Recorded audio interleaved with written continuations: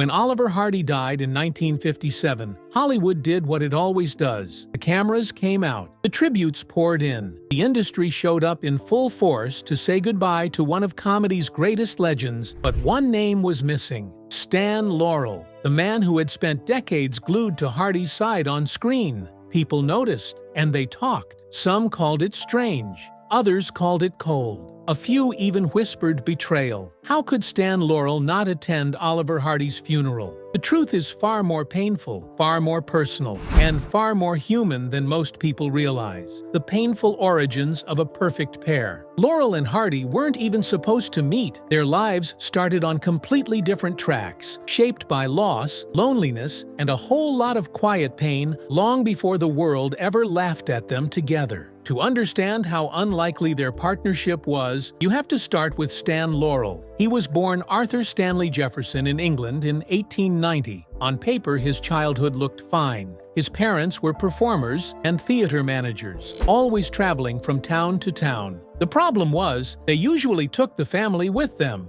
Except for Stan. He was small, sickly, and seen as too fragile for the road, so he was left behind with his grandparents, George and Sarah Metcalf. They weren't cruel people, but they were strict, old school, and not big on warmth. Stan spent most of his days alone, and when he got in trouble, even for something small, he'd be sent off to a little shack on their property. Hours by himself. No noise, no comfort, just his thoughts. That isolation quietly shaped him. Still, the theater got into his blood anyway. Stan started writing his own plays, studying performances, and obsessing over comedy. At first, his parents were disappointed. They wanted him to work with them, not chase his own path. But eventually, they saw how serious he was and gave him their blessing. Then, when Stan was just 18, everything collapsed. His mother, Madge, died suddenly. Doctors believed a respiratory illness, made worse by the polluted air in Glasgow, was the cause. But for Stan, the pain ran deeper. Years earlier, he discovered his father was having an affair, and he carried the belief that it broke his mother's spirit. According to his second wife, Virginia Ruth Rogers, Stan never really recovered from that loss. It stayed with him, quiet but heavy, for the rest of his life.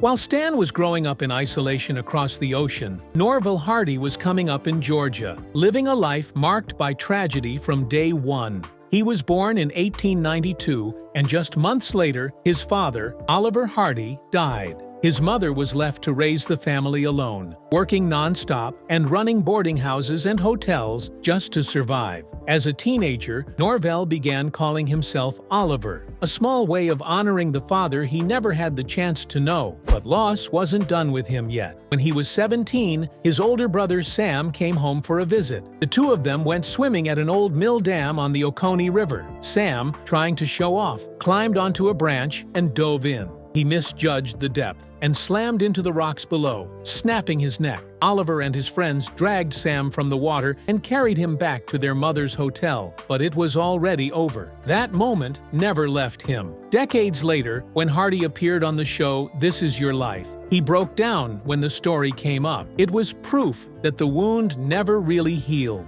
Growing up, Oliver carried another kind of pain. His size. He was big as a kid, and the nickname Fatty followed him everywhere. Even after he became famous, people back home in Georgia still called him that, like it was nothing. To make matters worse, his mother turned his body into an advertisement. She'd send him out walking through town wearing a sandwich board, promoting meals at her boarding houses. And when he tried to enlist during World War I, hoping to finally do something honorable and grown, it ended in humiliation. Recruiters didn't just turn him away, they laughed at him. They called others over just to stare. Oliver walked out of that office crushed, carrying the shame with him. So both men grew up loving comedy, loving performance, and using laughter as armor. But small towns couldn't hold their dreams forever. Eventually, they each packed up and chased something bigger. What they couldn't have known was how messy the road would get. Hardy, for one, didn't just fall in love with comedy, he fell for the wrong woman.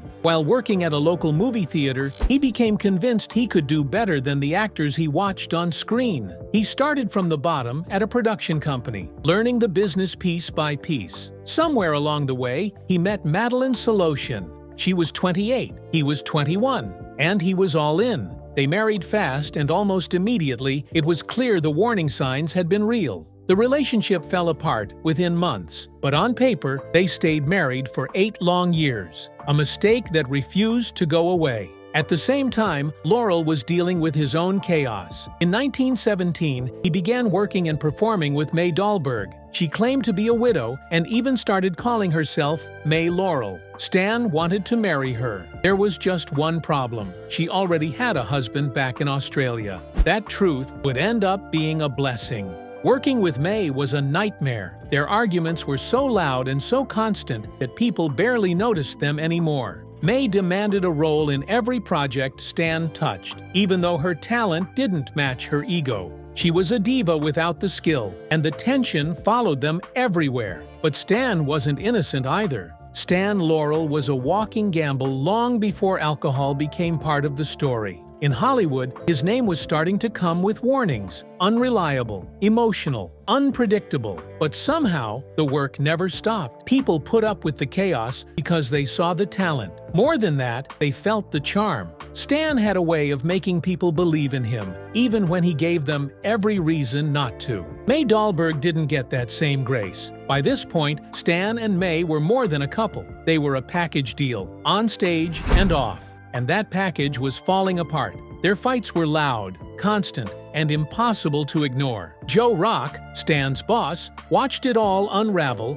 and knew one thing for sure: Stan would never reach his potential as long as May stayed in the picture. So Joe made his move. First, he banned May from appearing in Stan's films. Then he made it official, slipping a no May clause right into Stan's contract. But May didn't budge. She still hovered, still demanded space in every project, still refused to let go. That's when Joe Rock went for the nuclear option. After 8 years of chaos, he sat May down and made her an offer she couldn't refuse. Jewelry, expensive clothes, cash, a clean break, and a ticket back to Australia. It was cold, calculated, and effective. May took the deal and disappeared from Stan's life for good. Even after everything, her exit crushed him. Stan was heartbroken, spiraling, and barely holding it together. But Joe Rock was already lining up the next distraction. Enter Lois Nielsen. She was an actress, warm, steady, and everything May wasn't. The idea was simple: cheer Stan up, keep him focused, and move him forward. It worked, maybe too well. Stan moved fast, and this time it was real. They married, but happiness didn't stick around long. The honeymoon phase vanished almost instantly. Even while Lois was pregnant, Stan was already stepping out, starting an affair with another actress, Alice Ardell. The marriage never stood a chance. While Laurel's personal life was crumbling, Oliver Hardy was dealing with his own slow-motion disaster. After 8 years of separation, he finally divorced Madeline and married Myrtle Reeves. Myrtle was young, beautiful, and deeply troubled. From the outside, it looked like a fresh start. In reality,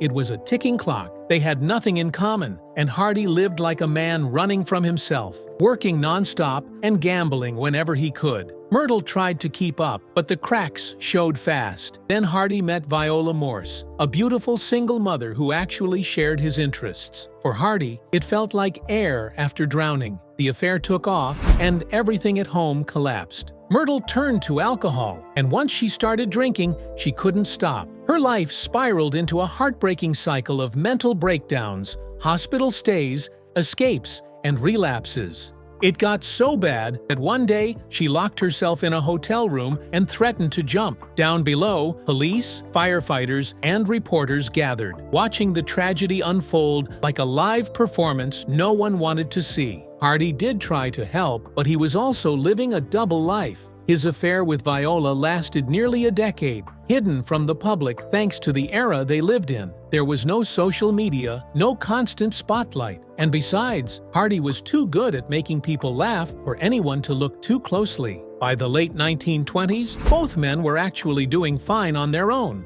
They didn't need each other, not technically. Laurel was a creative force, writing, directing, and starring in over 50 films. Hardy was a machine, already appearing in more than 250 productions. They were seasoned professionals with solid reputations and full schedules. But the moment they truly came together, everything changed. Funny enough, neither of them even remembered their first time working together. both Stan and Ollie went to their graves believing that their 1926 film, 45 Minutes to Hollywood, was their first collaboration. In reality, they had already shared the screen in a silent film called The Lucky Dog 5 years earlier. It had simply slipped through the cracks of memory. When producer Hal Roach finally paired them up again, it wasn't for art, it was for budget.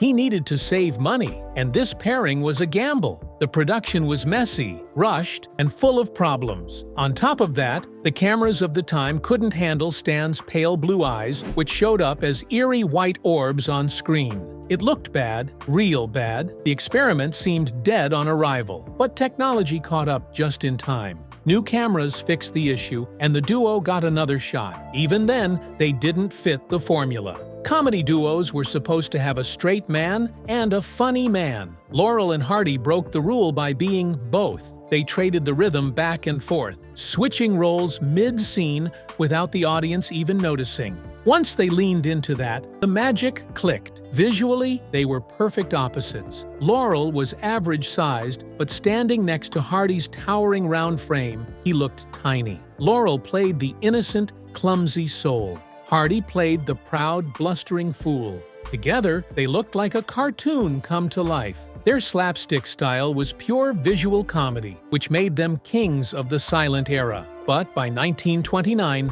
everything changed. Sound arrived, and silent films started dying overnight. For many legends, it was the end. Chaplin struggled, Keaton faded, Lloyd lost momentum. Laurel and Hardy didn't just survive, they leveled up. Their timing, their voices, and the added sound effects only made them sharper. In 1932, they delivered their first true sound-era classic, The Music Box. The plot was simple. Two delivery men trying to haul a piano up a long, brutal flight of stairs. That was it. No tricks, no shortcuts, just pure chaos. They fought the stairs, the neighbors, a woman with a pram, and a cop ready to lock them up. But the real enemy was always themselves. Their bad decisions, poor coordination, and complete lack of awareness. There's a moment near the end where they accidentally swap hats, and somehow it becomes comedy perfection. The film won them an Oscar and locked them into history. And while the world was laughing harder than ever, behind closed doors, both of their marriages were falling apart all over again, when laughter masked the damage. The truth is, the real men behind Laurel and Hardy would have completely surprised the people who adored them on screen. Oliver Hardy was calm to the point of comedy all by himself. He moved through life so slowly and easily that coworkers joked it was a miracle he made it to the studio on time. He hated stress, avoided confrontation, and preferred peace whenever he could get it. Stan Laurel was the opposite. Stan was a perfectionist when it came to comedy, but emotionally, he was chaos. He could be gentle one moment and impossible the next, and the people closest to him, especially his wives, felt it the most. By 1930, his marriage to Lois was already cracking, and then the worst thing imaginable happened. They lost their baby boy just 9 days after he was born. Instead of leaning on his wife, Stan pulled away. He buried himself in work, avoided the grief, and started another affair. It was the kind of decision that quietly ends a marriage long before the paperwork ever shows up. In 1935, Stan divorced Lois and married his mistress, Virginia Ruth Rogers, just a few months later. It was rushed, emotional, and a mistake he realized too late. Ruth was a new wife, but Stan hadn't changed at all. And sure enough, the pattern repeated itself. He kept seeing Alice Ardell, along with several other women, and eventually crossed a line even Ruth couldn't ignore: an affair with a 19-year-old.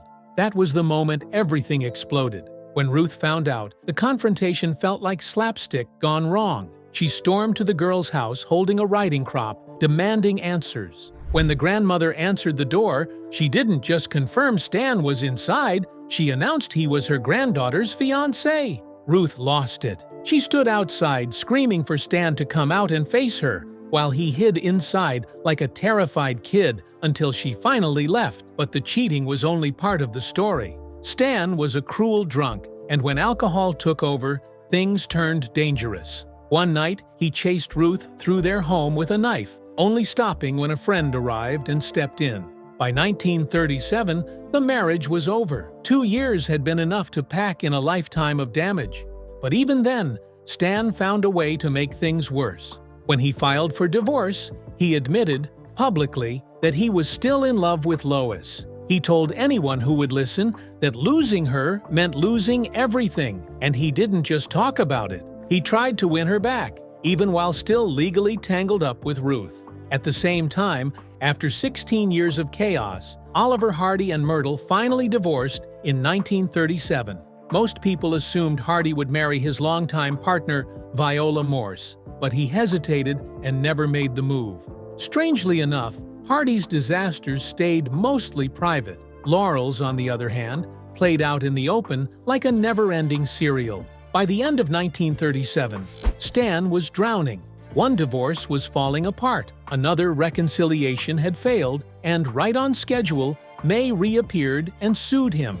He was already financially supporting both Lois and Ruth, and somehow he decided this was a good moment to add more trouble. A shady Hollywood friend introduced him to a mysterious woman, and after knowing her for just 5 weeks, Stan proposed.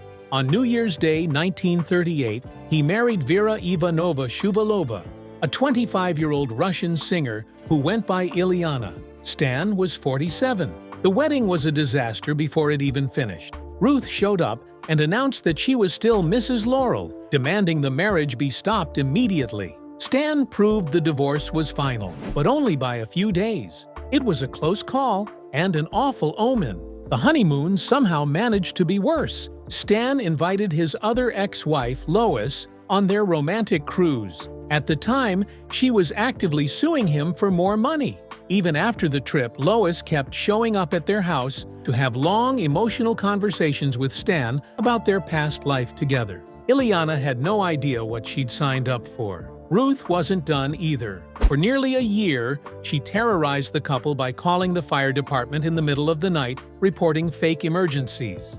Fire trucks would scream up to their house while they slept. Eventually, Laurel filed a stalking lawsuit, but Ruth never fully let go. Any marriage would have cracked under that pressure. This one didn't stand a chance. When they weren't fighting, Stan and Ilyana were drinking. Ilyana's arrest record grew fast. Car crashes, reckless driving, driving without a license, disorderly conduct. She landed in jail more than once. The whole thing was a wreck, and no one involved was innocent. Eventually, Laurel himself ended up in court for a DUI.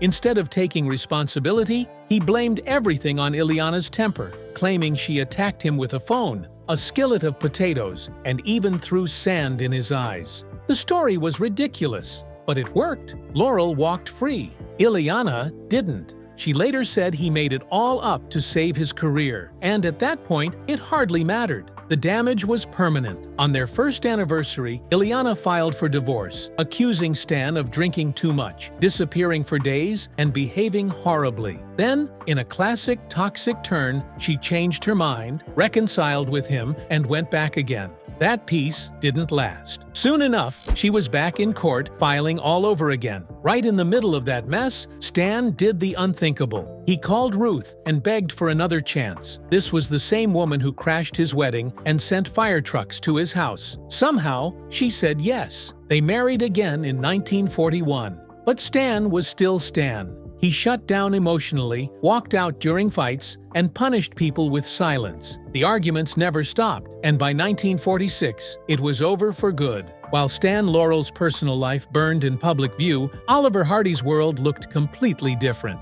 After divorcing Myrtle, Hardy made a rare, smart decision and chose not to marry his longtime mistress, Viola. Instead, while working on a film set, he met a script girl named Virginia Lucille Jones. Hardy fell hard, and this time, it stuck. They married in 1940, and for once, the cliché actually applied. The third time really was the charm. After decades of messy relationships, expensive divorces, and more than a few scandals, Hardy had finally found real stability. Laurel's journey took a little longer. By 1946, his romantic life looked like a cautionary tale. 3 ex-wives, 4 divorces, and that's not even counting the chaos surrounding May. At that point, most people would have walked away from marriage altogether. But Laurel didn't. Still hopeful, he gave it one more try after divorcing Ruth, marrying Ida Kitaeva Raphael. Like Hardy, Laurel had finally found someone who would stay by his side, even when life began to unravel.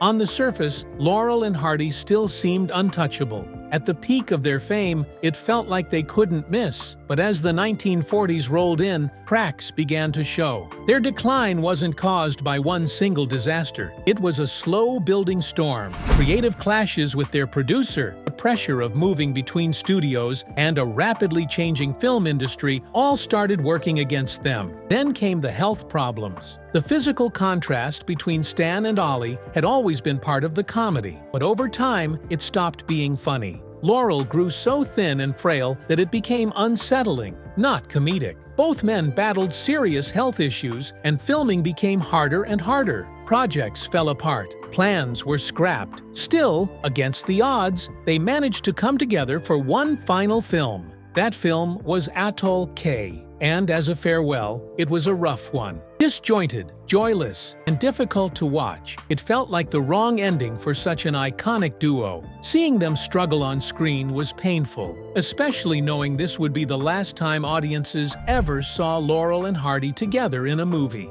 Yet behind all the personal turmoil and professional disappointment, one bond never broke. Stan Laurel and Oliver Hardy remained best friends to the very end. No matter how bad things got, that friendship held strong. Well, almost nothing could break it. We finally know why Stan Laurel refused to attend Oliver Hardy's funeral. Hardy had battled his weight his entire life, and by the time the 1950s came around, he was just tired of carrying it. So he did something drastic. He went on a brutal crash diet and, according to author Raymond Valenotti Jr., dropped an unbelievable 150 pounds. On paper, that sounds like a victory. In real life, it was complicated. Instead of praise, the reaction shocked him. Author Simon Luvish noted that the change was so extreme it unsettled the people closest to Hardy. Friends and family barely recognized him. Seeing him that thin wasn't inspiring, it was frightening. The concern in their faces hit him harder than any scale ever could.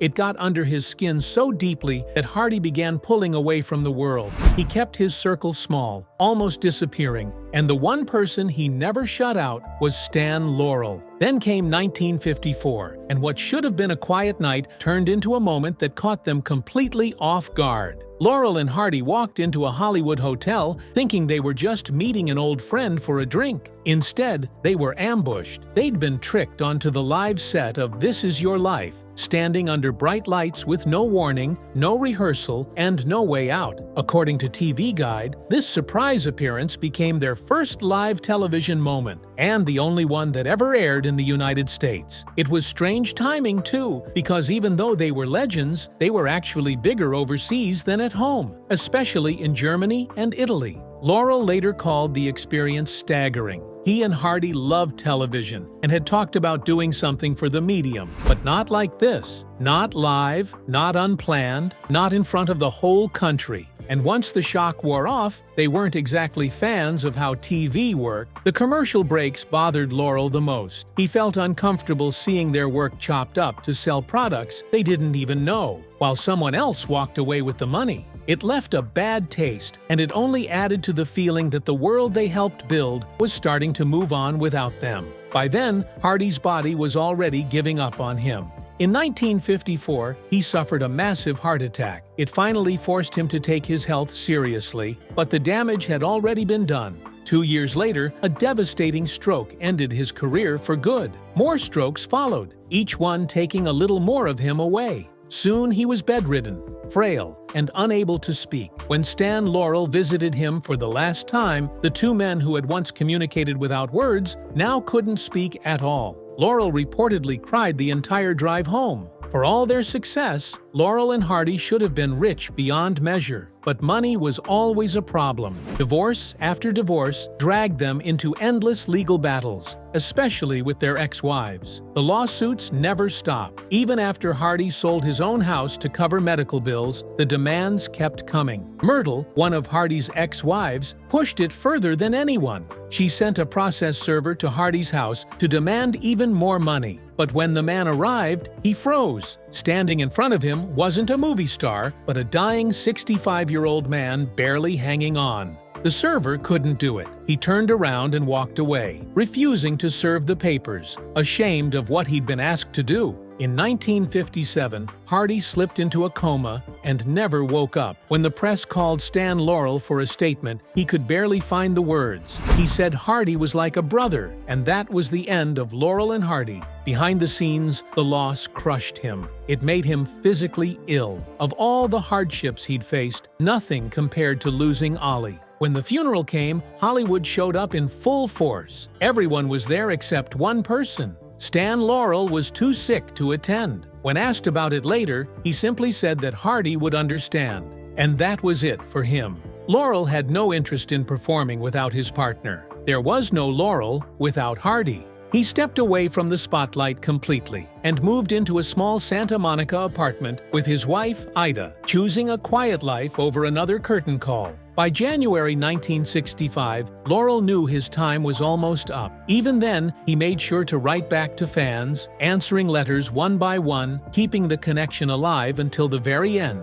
But there was something else he was doing, something more painful. He was still writing comedy routines for Laurel and Hardy. New sketches, new ideas, new laughs that would never be performed. It was his private way of staying close to the man he'd lost. That same month, he wrote about missing a film event in the Netherlands, explaining that he was dealing with a serious mouth infection. The treatments were constant, X-rays 2 times a week, then 3, then back down again. He tried to stay hopeful, but eating was painful and the days were hard. By late January, Laurel was confined to his home, cared for by his wife and a nurse. He kept writing letters until the very end. Then, just a day before he died, he suffered a cardiac seizure. Even then, the comedian couldn't help himself. He told his nurse he'd rather be skiing than dealing with all the needles. When she asked if he even skied, he said no, but it still sounded better than what was happening. Minutes later, he was gone.